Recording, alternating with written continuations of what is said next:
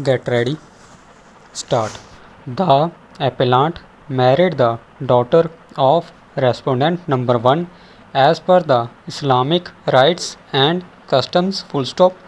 2 children were born out of the wedlock. Full stop.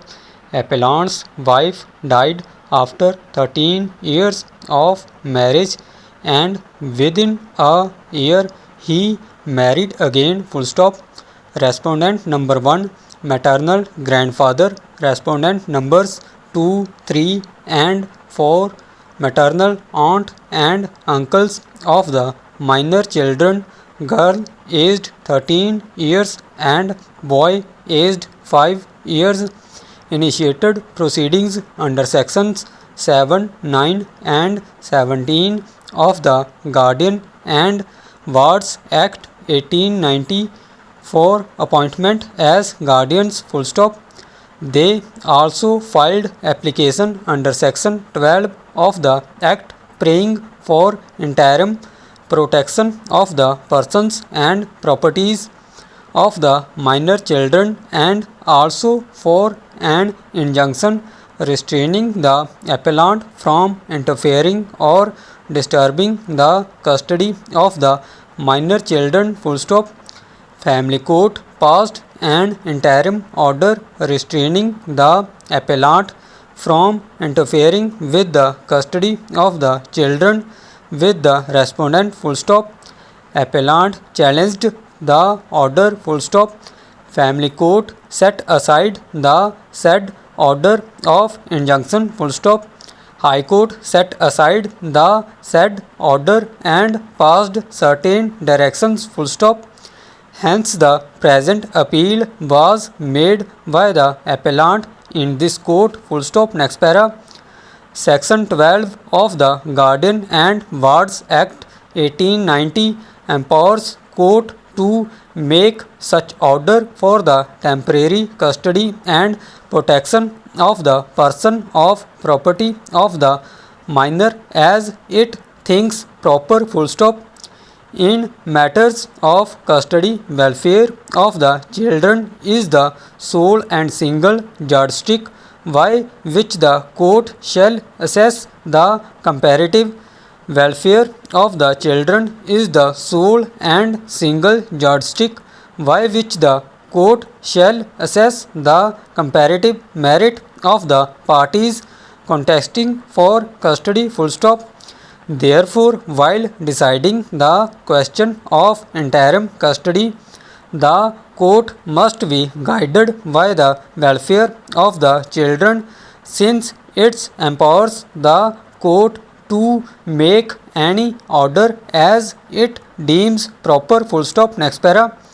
With regard to guardianship, the prima facie case lies in favor of the father as under section 19 of the Act unless the father is not fit to be a guardian. The court has no jurisdiction to appoint another guardian. Full stop. Respondents, despite the voluminous allegations levelled against the appellant, have not been able to prove that he is not fit to take care of the minor children, nor has the family court or the high court found him so. Full stop. However, the question of custody is different from the question of guardianship. Full stop. The father can continue to be the natural guardian of the children. Full stop. Next para.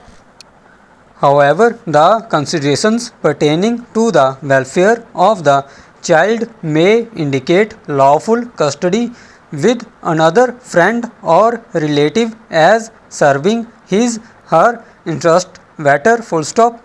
The question of guardianship can be independent of and distinct from that of custody in facts and circumstances of each case. Full stop. The court shall determine whether in proceedings relating to interim custody there are sufficient and compelling reasons to persuade the court to change the custody of the minor children with immediate effect, full stop.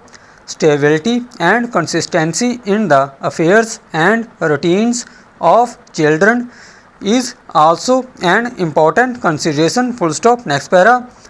Keeping in mind the paramount consideration of welfare of the children, the custody of the children which currently rests with their maternal relatives is not disturbed as the scope of this order is limited, full stop.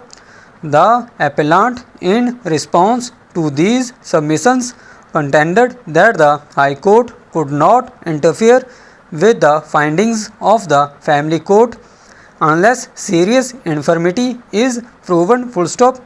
The decisions cited by the respondents were distinguished on the ground that these decisions concerned findings that were recorded after a full-fledged trial and not an order passed as an aid interim relief granting custody to one of the parties, full stop. Next para.